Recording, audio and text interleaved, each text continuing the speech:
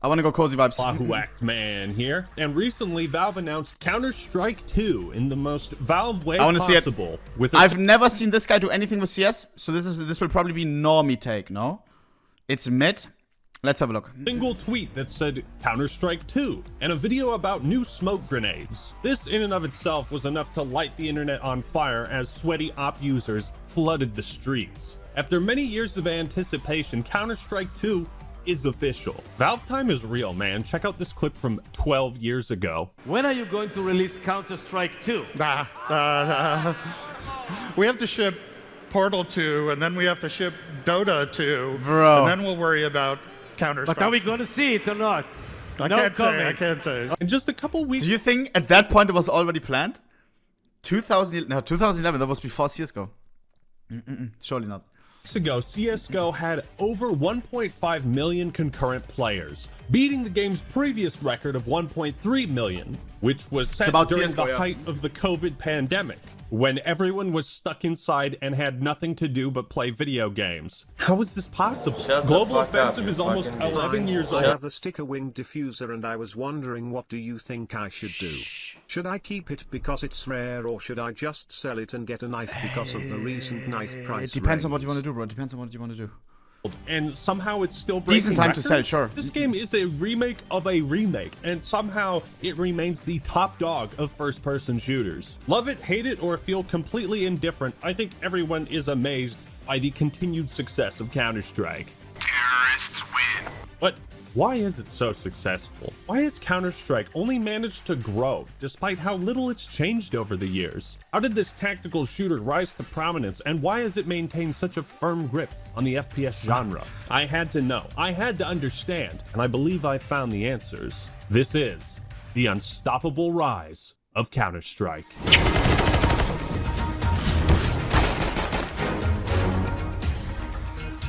That's the same clip! Huh? Is he so bad? Let's go!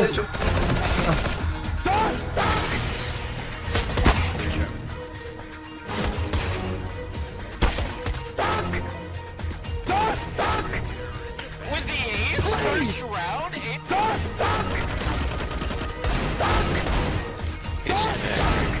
I'm literally the best, bro.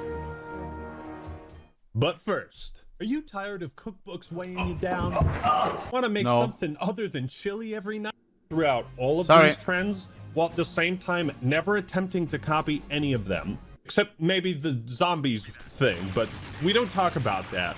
Well, there's also Danger Zone, but apparently we don't talk about that either. Here's a great example, PUBG. It's the only other game to have a higher concurrent player count than CSGO. However, in the long run, CSGO has retained a larger, more consistent audience than PUBG. I mean, granted, there are more popular This franchises. is still so... Bruder, PUBG was so fucking big.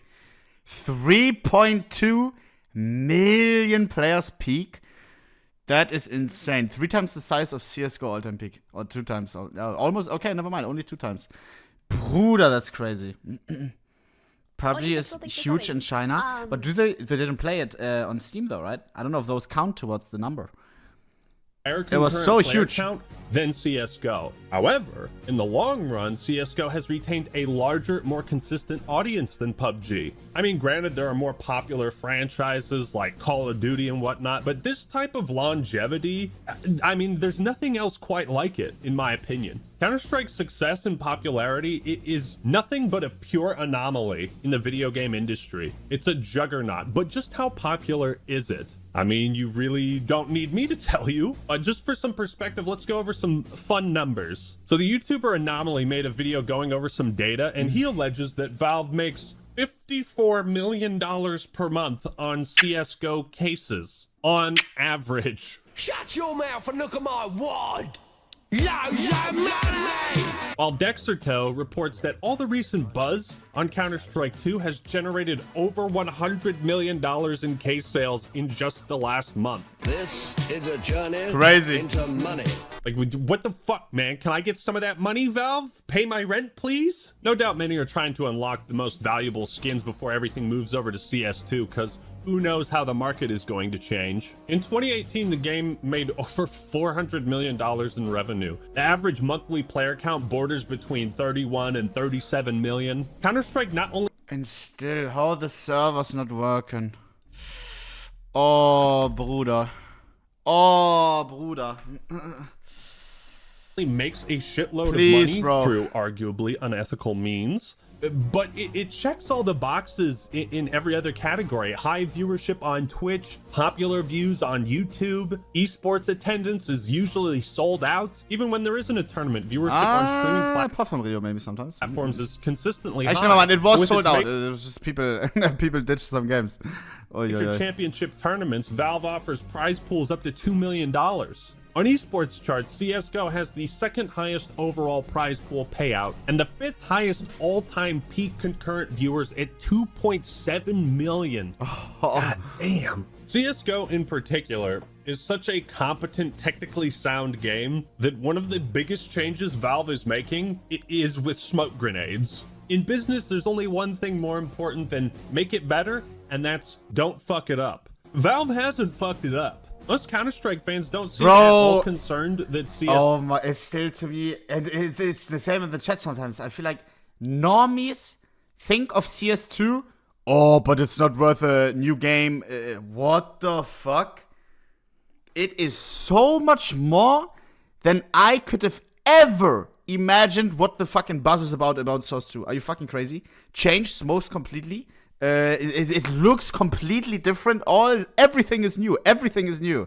What? It's just the people, the normies from the outside, because they don't know about the CSGO, right? That if a fucking small thing changes, a box on Dust 2, everybody goes crazy, or the orb goes from 10 to 5, the craziest change ever.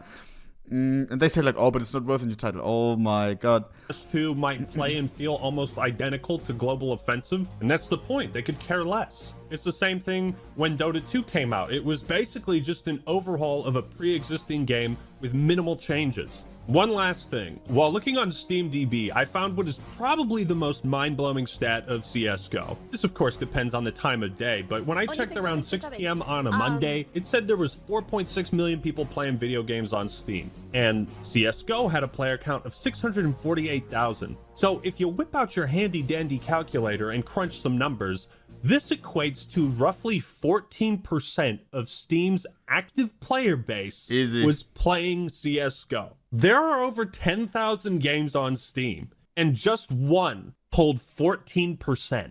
This is the largest digital distributor of video games on PC. It's just fucking insane how popular this game is. So how did we get here? I still wonder the amount of bots of that, though. I don't know. Because you do, when you go in matchmaking, and not in matchmaking, but if you queued up deathmatch, there's always spin botters just farming cases, right? But probably not that crazy. 20%? Nah. Well, despite its massive insurmountable success, even Counter-Strike had its humble beginnings. With the release of Half-Life, Valve had taken the world of FPS by storm. Many fans were quick to create their own mods and custom games. Wonder where this is going? Counter-Strike began as a mod for Half-Life, developed by Min Lee and Jess Cliff. The original Counter-Strike would see its fair share of betas, slowly gaining an audience with each new one. The creators actually had to beg people to try the beta out so that they could get feedback and make adjustments. Early on, we had to beg people to help us out. Even just to get playtesters, we had to beg people, hey, do you want to come play our mod? And a lot of people would be like, no thanks, not interested. So we just kind of put it out. It's the same with CS2, bro. They begged me to play it. They begged me to give me access, I swear to God, bro. It's the same with you guys. No, nobody wants to play that, bro. And it's like now, they're missing... It's the same all over again. I didn't even know that they had the same problem with CSGO. That's crazy. Out there thinking, you know, a couple hundred people might think it was cool. But by the time the 5th beta came out, Counter-Strike's audience was well established, and it caught the eye of Valve, who would hire Min and Jess to work on the mod full-time as its own standalone release. And Valve would acquire the intellectual property of Counter-Strike, which... this and the acquisition of Dota 2 remain two of the what the fuck? biggest fucking power plays in the history of gaming. In a landscape dominated by fast-paced arena shooters like Quake and Unreal Tournament, Counter-Strike... I'll check it after tradition, sorry. a surprisingly bold take on the FPS format. Its design was the polar opposite of what was popular at the time, and it's a format that hasn't gone out of style, unlike Fedora's. Min Lee felt that adding rounds and making it a one life mode could create intense encounters and encourage players to work together. Like Nostradamus, his prediction was dead on, and the Counter-Strike community continued to grow and thrive. Many of the aforementioned arena shooters may have seemed daunting to players new to first-person shooters in PC gaming, but Counter-Strike was extremely simple and accessible, and it was this simplicity that drew in casuals. But because it was hard to master,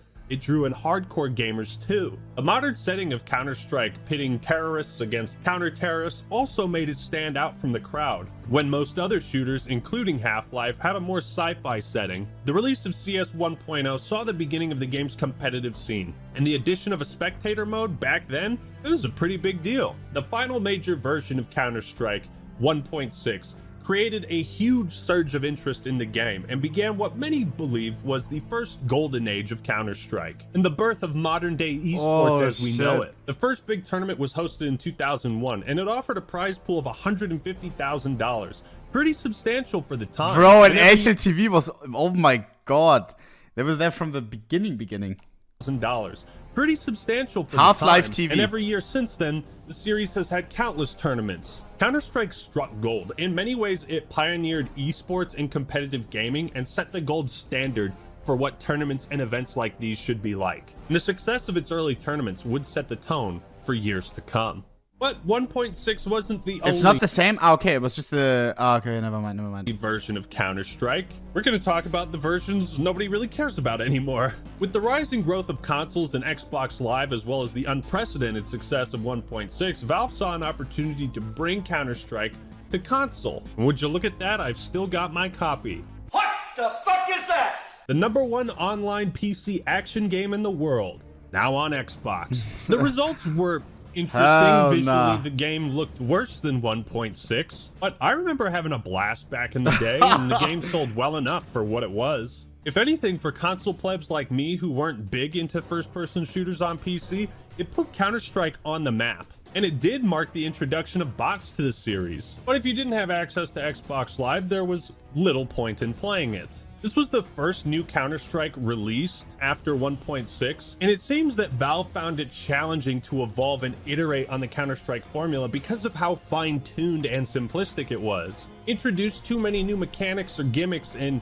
it could have disastrous results. So it's a good thing they added the tactical shield. While the console version of Counter-Strike did surprisingly well, Valve soon asked a very important question. Hey guys, what if we made a single-player campaign for... Okay, nobody gives a shit. All right, good to know. It's the biggest piece of dog shit. Counter-Strike Condition You 0. deaf? Bro, on my side it's silent, I swear.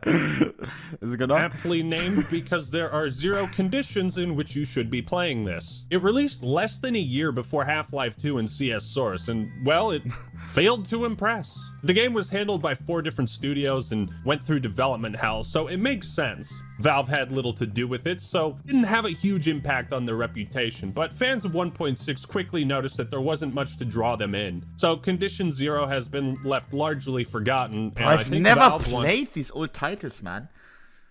Oh, the OG's viewers will remember, bro. Do you remember when I mentioned that we should do like... Bruder, we have so many scrapped ideas where... playing one of the old games every single week, you know, and then we go next week, we go 1.6 and then Condition 0 and Bruder. And we set up like servers and do viewer games. Bruder. Oh. We kinda have to do that, bro. Like a week of nostalgia, you know? To keep it that way. It remains, however, the only Counter-Strike game with a single-player campaign. Half-Life 2 showed off Valve's new Source engine in a way that blew people's minds. And like the original Half-Life, it spurred the creation of a new Counter-Strike. The release of Counter-Strike Source served to modernize the game with Valve's revolutionary Source engine, and it served as a flagship title for what was a relatively new gaming platform at the time, Steam. It was essentially nothing more than a remake, but the player base became somewhat fractured as many didn't agree with changes to the core gameplay. Flashbangs were made more powerful and new recoil patterns had fundamentally changed the fine-tuned gameplay they were used to. I think this was one of the first major examples of the Counter-Strike community being very, very resistant to change, which does explain how little has changed. Source blows my mind that people have almost kind of omitted it from Counter-Strike history. It did have some issues at launch, I don't think there's any doubt about that, which did turn a lot of the people off, because obviously if you've got an existing game that's been out for years and it's great and everything works perfectly fine because it's been tweaked, and then you've got something new and it doesn't quite work, obviously you're gonna stick to the one that you know and stick to the one that you feel is complete.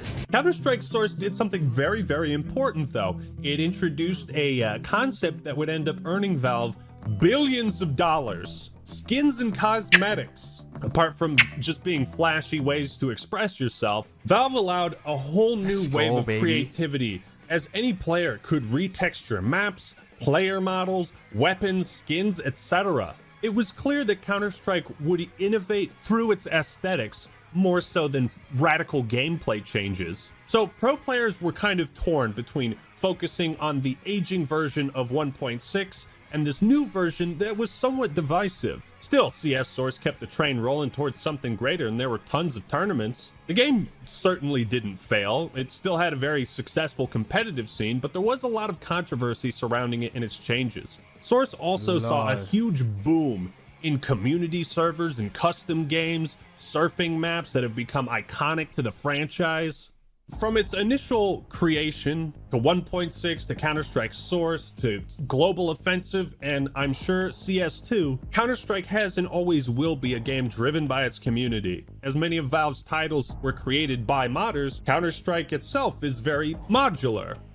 Who would have thought? Valve has certainly leaned into this community support with mods, custom skins, and they even promote items that fans can vote on if they should be added to the game. User-generated content like this ensures that should you ever get bored of the standard game modes, there's always something wild and wacky to check out. The Counter-Strike community is definitely, definitely one of the most interesting. And if you hop into a match, it won't be long before you hear some fun conversations. He's right in front of me, I heard him. Oh my god, is that a gamer girl? Princess, could you speak? Excuse me, gamer girl. Watch this. Miss Gamer Girl, watch this. Excuse me, Gamer Girl, did you see that? There's a massive community for custom maps, surfing, roleplay, hide and seek, jailbreak. The Steam Workshop hosts over 100,000 independently created maps. Some are better than others, but once you play hide and seek in Shrek's Night House, well, I mean, everything else just looks worse in comparison. The Counter-Strike community could essentially be summarized in that classic door stuck clip.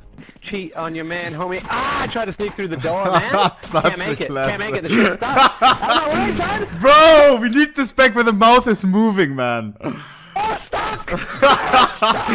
Wacky, goofy fun in a game that appears to be super serious. So CSGO released on August 21st, 2012, at just the right time, and fan reception was mostly positive. Though there were some rough areas of the game and balancing issues, these were quickly patched out by Valve. It's interesting to note that there are 360 and PS3 ports of CSGO, but I'm pretty sure they have literally never been updated.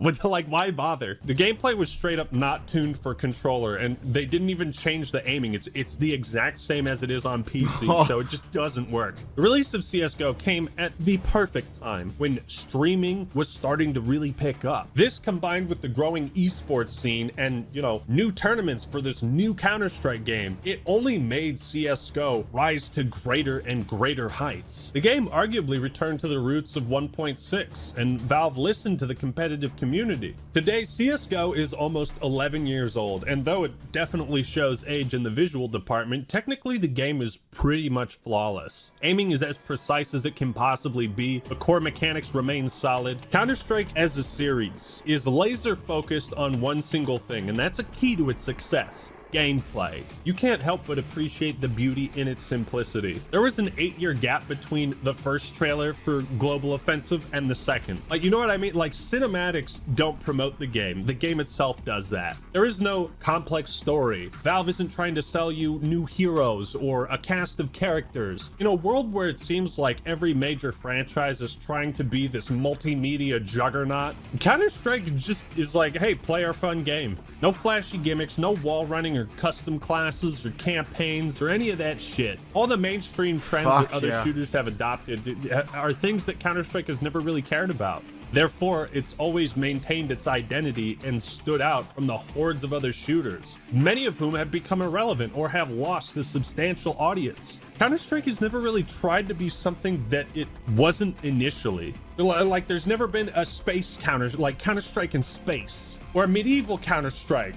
But that's the thing, because the game is so modular and the mechanics so competent, Counter-Strike in space does sound kind of cool. While I personally would love to see a wider variety of weapons or crazy ass map design, I'm a casual and I certainly don't think the game should be catered to me. I enjoy what's there. And because Counter-Strike doesn't need to do anything different. What it's been doing has been continuously successful. Because the game is so finely tuned. Don't tease me the like skill that. ceiling is massive. The lack of attachments means you have no excuse for poor aim. There are no crutches and no cripples allowed. The lack of outside factors or random bullshit makes it a purely He's so bad!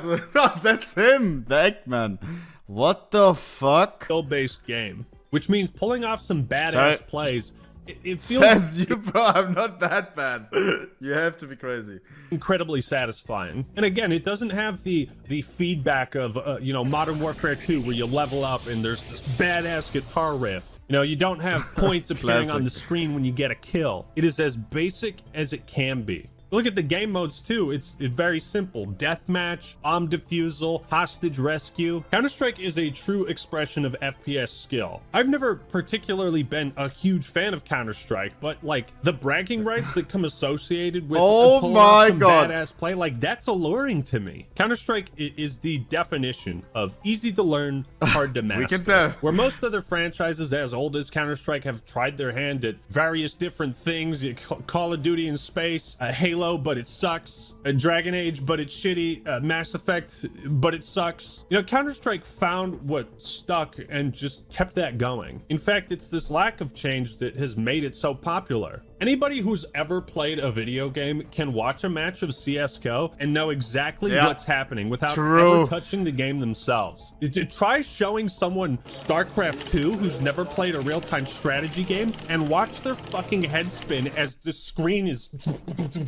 Though I'm not as experienced in Counter-Strike, I'm willing to bet that there are individual patches in League of Legends that have introduced more game-breaking things than the entirety of... I never thought about that. How easy it is to to understand what's going on. You could know nothing about CS. You whip up the co-stream, FaZe Clan versus Na'Vi, and you know what's going on. For me, for example, I used to play League of Legends ages ago. Now, if I would watch like a tournament or something, I don't know what the fuck is going on. The items, it's like the ultimates, like it's you have to be so much into the game. This is just click head album. You know what the smokes. You know what the smoke is. Flashback makes sense. Counter-Strike's history.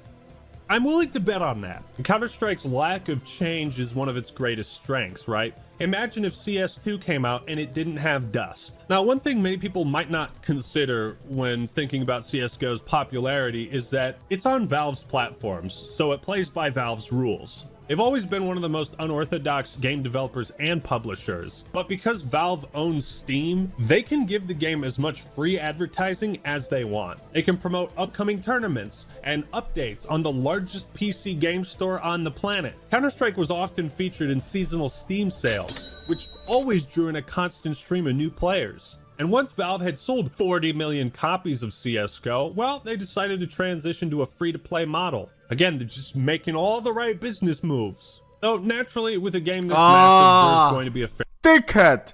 fair share of controversy. I'm not going to spend a long time talking about like loot boxes, lawsuits, and that sort of thing because ultimately these things didn't have a huge noticeable impact on the popularity. Skins and cosmetics have become a huge draw for players, but Valve's lack of involvement in regulating gambling websites has led to a lot of shady shit. Some content creators, you might remember, would like to have you forget about a controversy they were involved in. Hey guys, it's Ackman here, and I just found this website called CSGO Lotto. I totally don't own it. You should go there and spend money. Hey guys, I just found this Patreon from a guy called the Ackman. I don't know who he is, and I don't own this Patreon, but you should go and donate. You know, Valve has had some lawsuits filed against them, and it took a long time for them to take action against these illicit websites, but, you know, these egregious, arguably unethical monetization practices didn't slow the game's popularity. Now, many thought the release of Valorant in 2020 would have a huge impact on CSGO's numbers, but no... 2020?